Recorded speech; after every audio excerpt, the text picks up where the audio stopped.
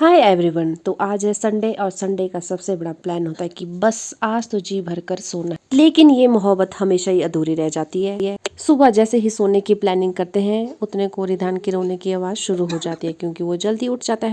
तो सोने की प्लानिंग तो वहीं पर ही फ्लॉप हो जाती है। तो जिंदगी के किस्से और चाय का कप तो कभी खत्म ही नहीं होता है। तो अब मैं लगी थी चाय बनाने। सुबह की चाय ना मिले तो ऐसा लगता है कि बटर पनीर खा रहे हैं हम बिना नान के। रात को चाहे कितनी भी देर तक जागे हो लेकिन सुबह की चाय मिल जाए तो लगता है कि दिन बन जाएगा।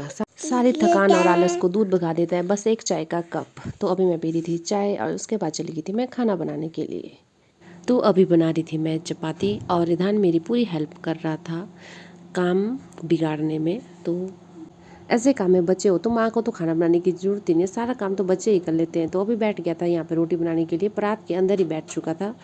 तो बड़ी मुश्किल से मैंने रोटी बनाई और लास्ट में तो फाइनली इसके ऊपर बैठ के इसने अच्छे से डांस किया। फिर कुछ और मिल गया और फिर उसके पीछे भाग गया था। ये देखिए इसकी हरकतें। सुबह उठ के इसको कोई काम नहीं है।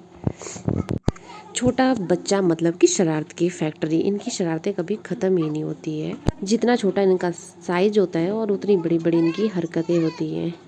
इसका फेवरेट काम तो बस चीज़ों को गिराना ही होता है, चाहे वो कुछ भी क्यों ना हो, चाहे कितनी कीमती हो, चाहे कितनी ही खराब हो, उसको उससे कोई लेना देना नहीं है। बस इसके तो मज़े ही लग चुके थे कि अब तो मुझे पूरा मौका मिल गया आटे के साथ खेलने का।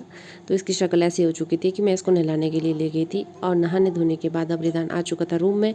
और अब भी किस चीज़ से लगा था, यहाँ हीटर पे लग गया था काम करने। और इसको कोई चीज़ नहीं खेलने के लिए, बाकी तो फेंका ये सब कुछ, पर इसकी भी जान नहीं छोड़नी अब इसने।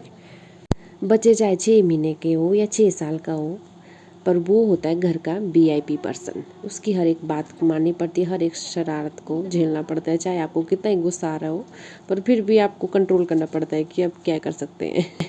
तो फिर मैं चली गई थी अपने बकरे के बच्चे को घर में लाने के लिए, एक बच्चे को, क्योंकि इसको धूप में रखना था थोड़ी देर, क्योंकि ये अभी बिल्कुल न्यू बॉर्न टाइप है। तो मैं लेके आ गई थी इसको घर में।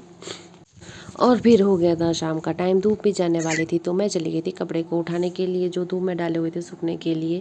फिर मैंने कपड़े उठाए और फिर आ गई थी मैं किचन में। और किचन में रख दी थी मैंने पानी उबलने के लिए, क्योंकि मैं बना रही थी अभी मैगी। तो आज मैगी खाने का मन कर रहा था, मैंने सोचा चलो कुछ गर्मा गर्म बना लेती हूँ। तो पानी तो उबल चुका था और मैंने इसमें प्याज टमाटर डाल दिया था उबलने के लिए। और उसके बाद डाली हमने मैगी फटाफट से, और 2 मिनट में बनने वाली मैगी बन चुकी है 10 मिनट में। तो देखिए पूरी तरह से तैयार हो चुकी है। और फिर खाई हमने मैगी। तो मैगी वो जादू है जो हर उम्र के इंसान को खुश कर देती है। बोलने को तो 2 मिनट में बनने वाली मैगी है, पर असल में ये 10 मिनट से ज़्यादा टाइम ले लेती है बनने के लिए। लेकिन इंतज़ार करने के बाद जब बन के तैयार हो जाती है, तो जब पहला बाइट मुंह में जाता है तो लगता है सारे दुख खत्म हो गए। तो लास्ट में शरारतों और खुशियों का ज़िंदगी में टेस्ट बनाए रखें और मेरे ब्लॉग देखते रहें। Okay bye.